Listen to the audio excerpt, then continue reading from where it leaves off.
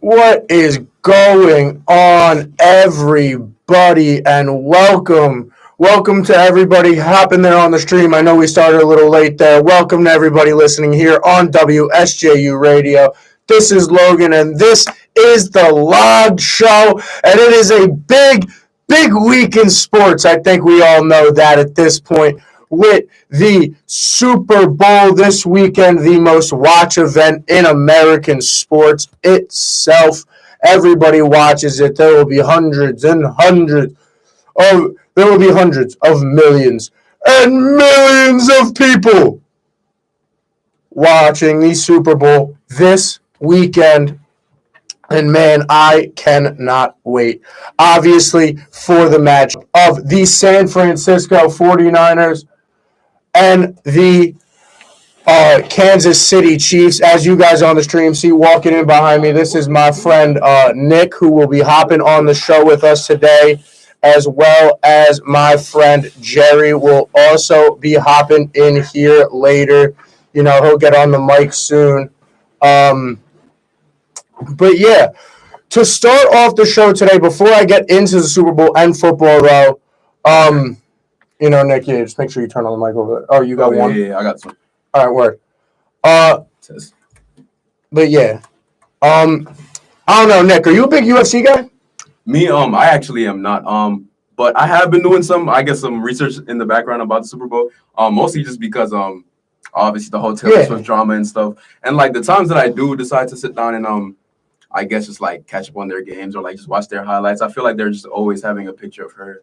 Oh yeah, just always cutting to her in the background. Well, no, actually, what I was saying is before I get into football, are you a big UFC guy, fighting? UFC. Oh, UFC. I don't know why I thought I heard USC. Nah, you're good. Yeah, but yeah, I watch it a little bit. All right, because that's before I get into football, you know, obviously I love football. We're going to talk about the Super Bowl for a minute here. You know, we got the studio open for a while, so we're running a little long today, definitely. So we're going to have the Super Bowl talking about that for a minute. I definitely want to talk about this weekend, though, or next weekend, too, as well. Not only, obviously, this weekend, the Super Bowl, but next weekend I do want to touch on the fact that we do have UFC 298 coming up, which, Nick, you know, I'll go on my little rant about it that I do for a lot of people, because I know a lot of my viewers, too, both on the stream and a lot of people who listen, definitely aren't huge UFC fans, but this is one of those cards that I'm definitely throwing out to people like you who are just getting into it. Definitely, even if it is an illegal stream, not someone who's going to say, go buy it every time. I get it. That they're money. $70 is a lot of money. But nonetheless, this one is exciting. The main event, we got Alexander Volkanovski versus Ilia Topuria. Alexander Volkanovski's he's one of the greatest fighters of all time. I go on this rant every time I talk about him. One of my favorite fighters. Has 3 career losses. 2 of them are to Islam Makhachev, who is honestly currently the best pound-for-pound fighter in the world. Those are his only 2 losses recently. Besides that, he has had the featherweight division on lock for the past couple of years. He goes into a fight with Ilia Topuria, who's someone who's come up recently. This is his first title shot. This one should be an exciting fight. Should be one of those fights that, like, there should definitely be some action in this fight. Definitely some wrestling. Like, there will definitely be some technical feeling out in the first 2 round or 2. That's just how Volk fights. It's how Ilia fights. But both these dudes are brawlers, and they'll get going. They want some blood. The fight I am most excited for, UFC fans, everyone should be excited for this. If you are not a UFC fan, this is the fight to watch on the card. This will be one of those fights where you just see 2 dudes fisticuffing. They're just looking to hop in that octagon and absolutely kill each other. Robert Whittaker, one of my favorite fighters, fighting Paulo Costa. Robert Whittaker, obviously, everybody has seen it at least a little bit if you've watched a little UFC. His fights with Israel Adesanya. I watch all the Israel fights. That classic battle he had with Izzy, that classic rivalry he got to have with Izzy. Everybody knows it was so great, so entertaining. But Paulo Costa, on the other hand, he fought Israel Adesanya. And yes, don't get me, when we look at both of those Izzy fights, the Robert one and the Paulo one is 2 different. Paulo got washed by Izzy. They looked like they shouldn't be in the same octagon. But that's not a shot at Paulo Costa, because, bro, this man was fighting Israel Adesanya for a reason. Like, Paulo Costa is one of those dudes, like, I want to say Alex Pereira is a good example of it, or like he's one of those dudes that it's just like you're baffled by how strong his hands are. Like it's like he throws like a jab and some dude's wobbling all this stuff. And it's like, bro, that's just that force to come from him. Yeah, it's like, bro, build that he has. That's like Paulo Costa is one of those. Like Paulo Costa is one of those dudes where he's just like he's Aki and like, bro, he's got stones for hands, bro. And Whitaker coming off a loss to Dracus dude, new middleweight champion Dracus Duplessis, who just beat Sean Strickland. But this one should honestly be a great fight. Not only that, later on the fight, for you guys who are interested, we got Ian Machado Gary, who's sitting at 13-0. He is trying to continue that undefeated streak. He is someone who fans are obviously, a lot of fans are very, very, very split on Ian Gary. A lot of people love him. He's either love or hated. Nobody's like, it's Ian Gary. People either love him or like, I'm a huge Ian Gary fan. Some people are like, this dude is an absolute a-hole, and it's terrible. So it's going to be real interesting what happens there in that fight. But he's fighting Jeff Neal, who's coming off that big come-from-behind victory in 296, which surprised so many people. So for him to get right back in the octagon, get another fight against someone like Ian Gary, this one, again, should be very, very entertaining to the people. Very entertaining to just a lot of what's going on. It should be. This one is going to be one for one of those like underrated fights on the card. Will probably be Jeff Neal's going to try to take it to the ground. It'll be one of those types of fights where it is two stylistic differences, but nonetheless, Jeff Neal is surprising. He could sneak in. He could get a nice little. A nice submission late. So that one should be exciting. Another fight that I actually didn't even know was on this card. I guess this got added recently. Cejudo is also on this card. I did not know Cejudo was fighting Davasheli this weekend, next weekend as well. So that one should be entertaining. Obviously, Triple C's is who he is. A legend in the game, nonetheless. But Merab Davasheli has had an absolute tank of a past 2 years. He should be coming off. He should go off. He should have a very, very good little bit there. I'm not going to lie. Like this, 298, at least when it comes to that main card, is a very, very solid fight. Even on the prelims, I'm going down it. We got Justin Tafa. We got Lemos versus Mackenzie Dern. So this is a great card for UFC fans as a whole. This is a great card for people trying to get into the UFC. People like you guys who are casuals. Obviously, Izzy got such a big name. Connor's coming back. People want to get back into the sport. The sport is making headlines.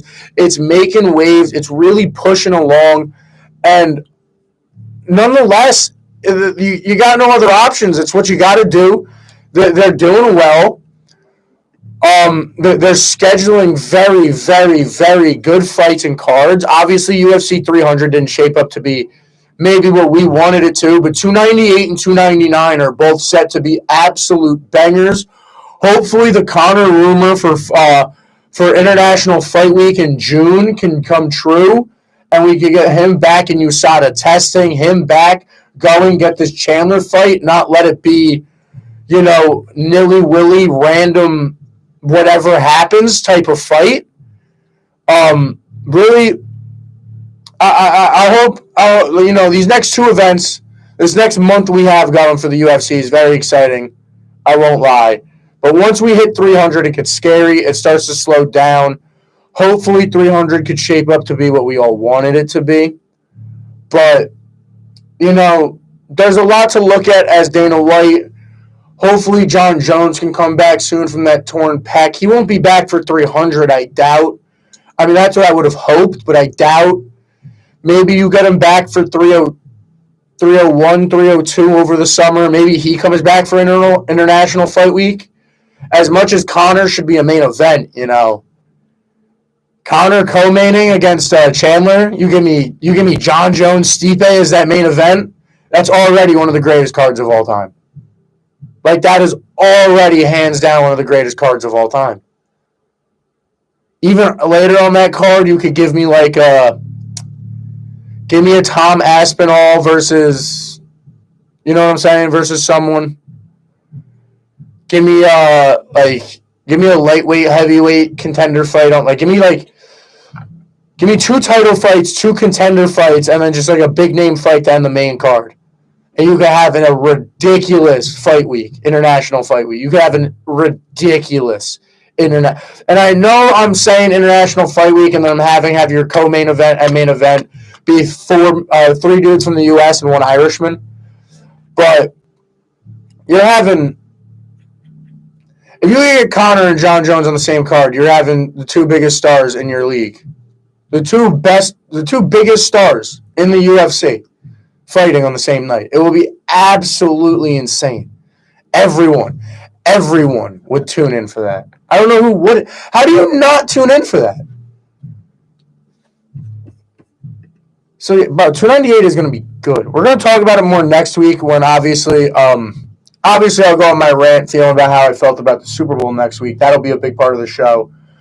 But obviously live predictions will be a big thing. Live predictions will be a huge thing. Huge thing for that fight and what's going on.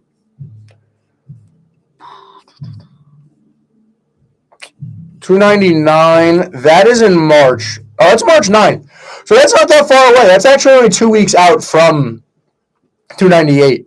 And that one, in case you guys don't know, I'll even highlight that one. Again, I'll get more into the UFC next week, really breaking down these fights and these fighters and who I like. But in 299 coming up, you got O'Malley there. Cheeto is that main event. You got Poirier, Saint Denis. I'm even looking at the stuff before that. UFC's kind of, wait, hold on. For you UFC diehards, I'm sorry. I feel like a casual now. I did not even realize what was in between 298 and 299. So for you big UFC guys, we also got a Moreno Royval rematch the week after 298. And Ortega versus Yair on that same card.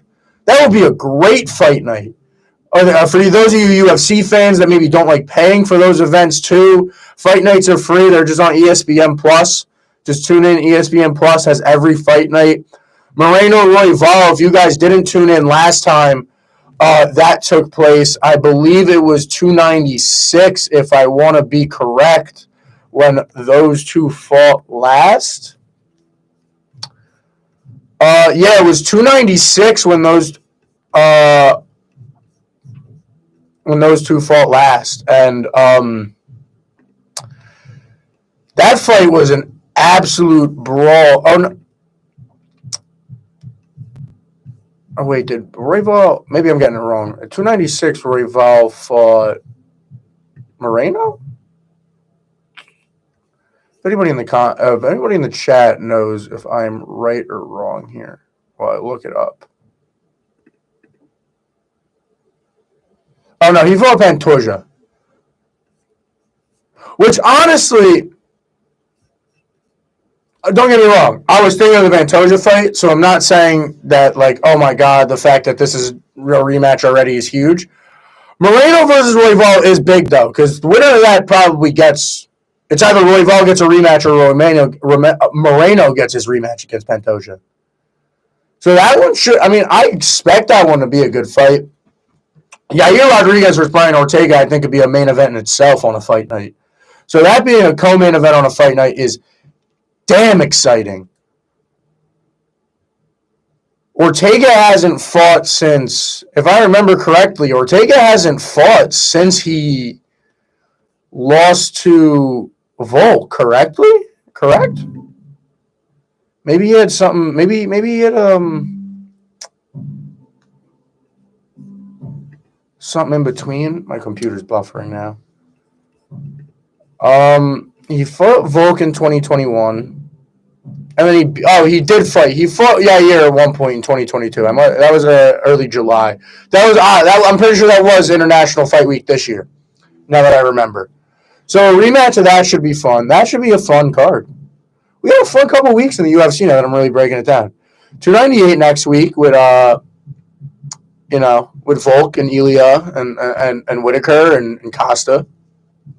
Then we got that. We have Moreno Royval on a fight night with Ortega Yair as the co-main. Two big rematches that should be absolutely so entertaining. Those seem, on paper, those are extremely entertaining fights. Yair Rodriguez and Brian Ortega, I didn't watch their first fight, and now I am going to watch it. I forgot it happened. I'm going to watch film on it now and rewatch that fight because I clearly don't remember it at all. But two great fighters. Two great fights. And then 299. 299 right after should be absolutely so much fun. It should be so much fun. You know what I'm like? Whew. God damn. UFC fans, we're in for a little treat. We're in for a little treat. We definitely are. Whew. Oh, man. This weekend, man. Who else is hyped? Who else is hyped, man? I cannot wait. We got a big one. I'm going to go Kansas City Chiefs, man. 12-4, if I remember correctly, this year. This Chiefs team's been through a lot. If I'm going to break it down, I'm going to go on a little rant about the Chiefs. I'll do the same for the Niners. And then I don't know. I don't know if I'm going to get into that first. I might do my dog awards first. You know, the annual dog awards are officially coming up. They have officially come. So I think I might do that segment first. But when I'm just looking at it, I'm really just thinking, kind of having a moment, taking a quick breath. And this was a fun NFL season. It really hurts to say it. It really hurts to think that this is the second to last week of the year, of the sports calendar, that I'm going to be talking about football. Second to last week, I'm going to, outside of next week when I'm talking about the game being over, I'm not talking about a football game being played until August. And the low time of the year as a football fan and a diehard football fan like I am, it always sucks. It does. It's always rough. It's always interesting. It does what it does. It's fun. But, draft talk's fun, but it's not my favorite. I always say draft's a guessing game. Free agency's fun, but it's so slow-paced. It's so... It's good for a weekly show like I have, but when you're into the storylines daily, as much as I like to look into them, it gets boring, You don't get, Aaron Rodgers signed on Wednesday. But by Thursday, a new free agent sign happened. It's boring. I try to get into basketball. Basketball's hard, I say everyone. It's hard for me to get used to the schedule. I'm so used to football one game a week that, I catch a Knicks game on Wednesday. I'm not expecting one on Friday, but there usually is. Same thing with hockey. Shout out the Islanders and the Rangers, both getting big wins last night. Shout out the Knicks. They lost on Saturday, but been on a big roll recently after that OG trade. Shout out the Knicks. Something big that's going to come up on the show recently, I want to try to start bring awareness to the PLL. They are starting their championship series, I believe, middle of next week. That is extremely entertaining just to tune on midday while you're doing work, doing homework, not in class at the time, eating lunch. Just want to watch something. It's not even full lacrosse. It's a 6v6 fast-paced lacrosse, a lot of goals scored. It's a lot of fun to watch. 2-week season, all the playoff teams playing this thing called the championship series just to get blood flowing, get everyone back into the swing of things. It's great to watch. I think lacrosse is just such an entertaining sport. I recommend all you guys tune in. Just kind of going around the sports world right now, just thinking it's a weird time if you're a football fan. If you're not a football fan, obviously you're a basketball fan. Basketball is just picking up. We're hitting the All-Star break soon. That's when everything really picks up. We just hit the NHL All-Star break, which was – shout out the NHL. I do want to throw that out there. Shout out the NHL for this past All-Star weekend. I found it way more entertaining than the Pro Bowl games. as great. Like the Pro Bowl games are fun, but it's just like you see more effort on the side of the NHL players because they're getting all this. You win an event for that NHL thing, you win $1 million. I think they had to split like 8,600 or like 86,000 for the winner only dodgeball for the NFL. I'm not saying $86,000 isn't a lot of money, but like when it comes to these players, it's not. And I know it's crazy to say, and I know that sucks to say. It's effed up to say. Everybody has their own opinions on that. Oh my God, blah, blah, blah, blah, blah, blah, blah, blah, blah, be happy, blah, blah, blah, blah, blah, blah, blah. I don't care. The NHL, they did it better.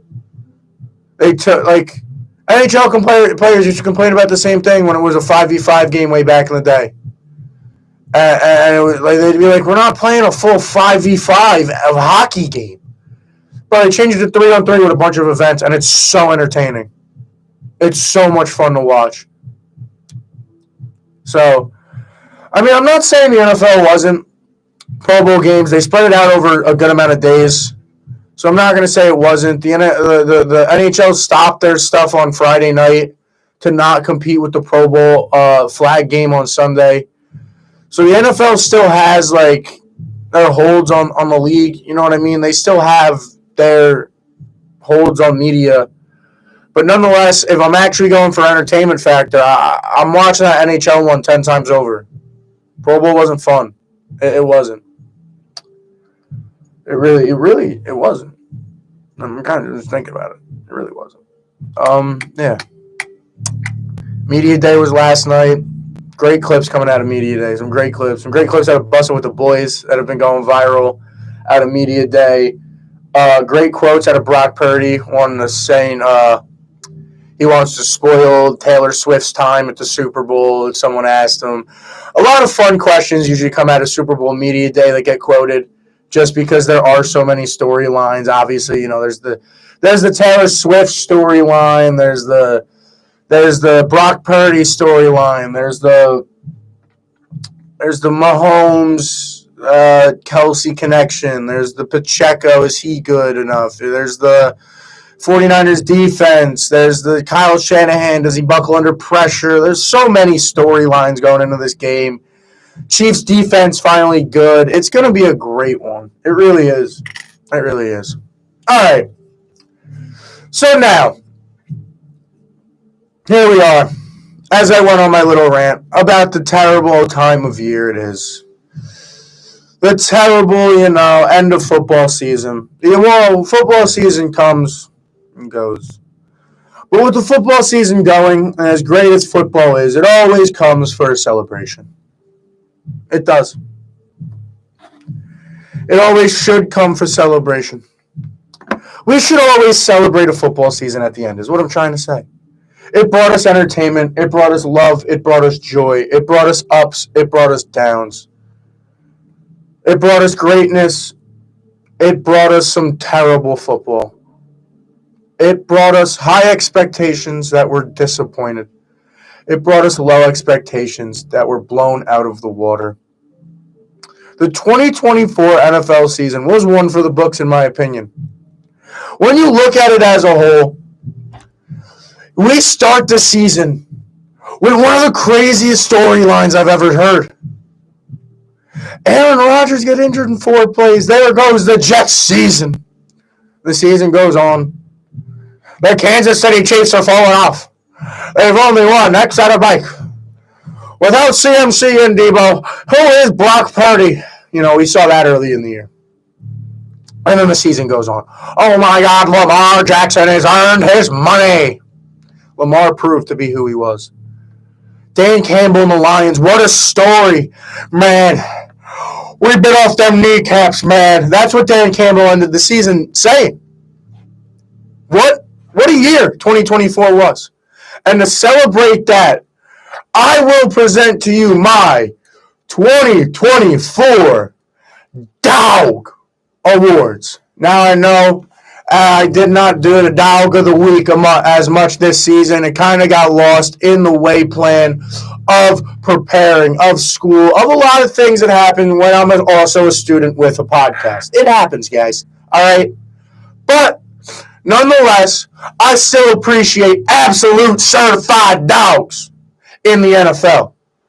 So obviously, we're going to bring up the 2024 Dog Awards.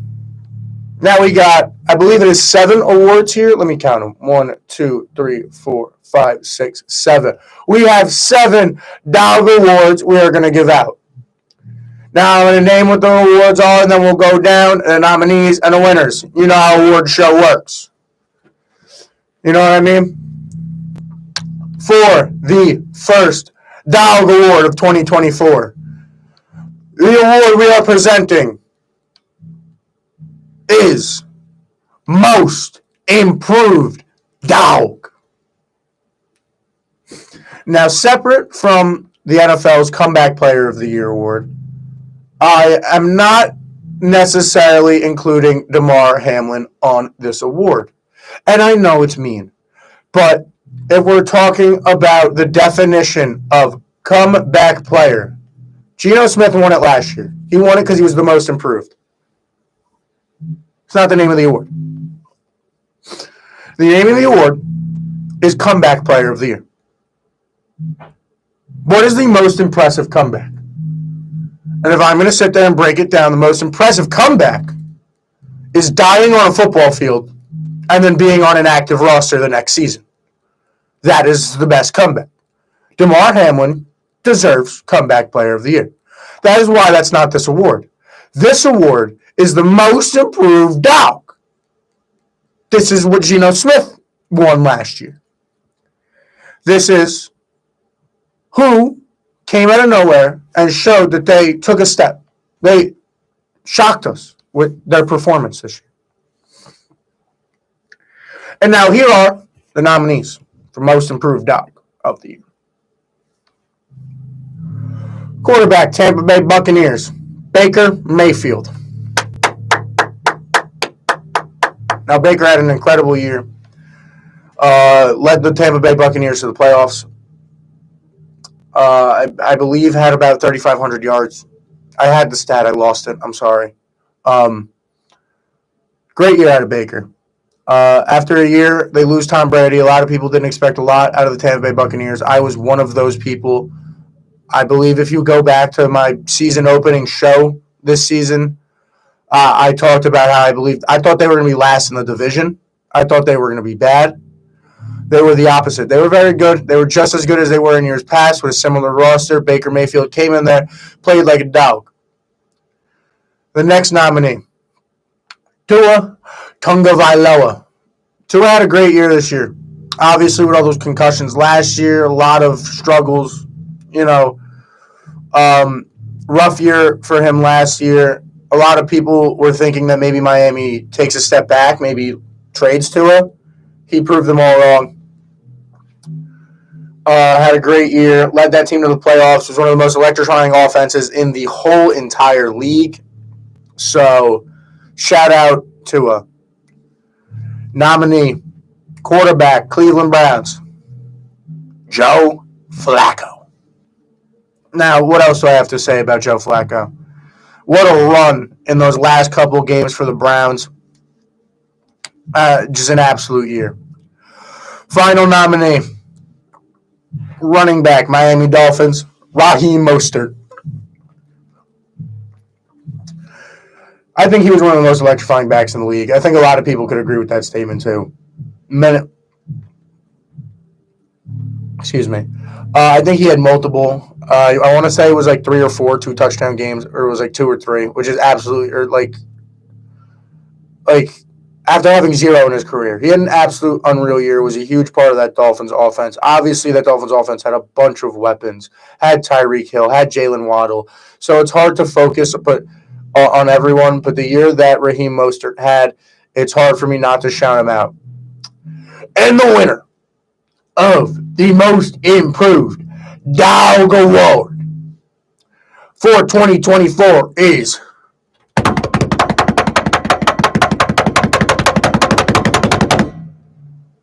woo, woo, woo, woo. Joe Flacco. How do I not, guys? How do I not? I mean, 1,600 yards in 5 games, 13 touchdowns, went 4-1 in the last 5 regular season games. Had a win over Jacksonville, who was at first in their division at the time of that win, was on a roll at the time of that win. Actually, really started Jacksonville's downfall at the end of the season was that loss to Joe Flacco.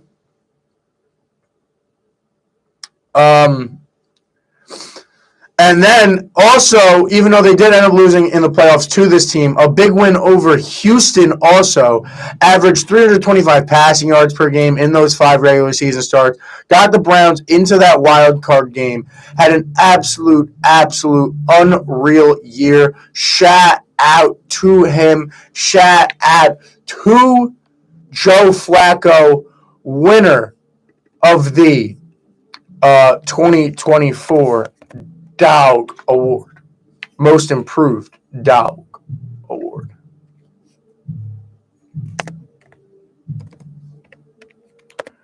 Now, the next award. This one a lot of people love to look at. A lot of people have to like this. You know what I mean? Like, a lot of people love this award every year. And this is my version of the Offensive Rookie of the Year, which I'm calling the Offensive Pup Award. Offensive Pup of the Year. Get it? Pup. It's the Dog Awards. It's the Dog Awards. And the Dog Awards, obviously, the youngins are going to be pups. You know what I'm saying? The youngins are going to be pups. So this is the Offensive Pup of the Year. Now you guys get what I'm saying. Now you guys are picking up what I'm putting down. All right. Now, we had a lot of nominees for this one. This one was a fun year with rookies. I narrowed it down to 4 that I put on the list. I will say at the end, one of them is interchangeable with honorable mention Jahmyr Gibbs. I was in between these 2 running backs, and it was him and Bijan Robinson for nominees that I was in between. I gave the nod to Bijan Robinson just because I didn't want 2 Lions players on this list because the other nominees include Sam Laporta, tight end, Puka Nacua, wide receiver, and then obviously C.J. Stroud, quarterback. Now, this was honestly a closer race than you'd think between those 3. I know a lot of people think that this award is a 2-man race between C.J. Stroud and between Puka Nacua, and I'm not going to disagree that it's not a 2-man race between those 2, but it's definitely, something.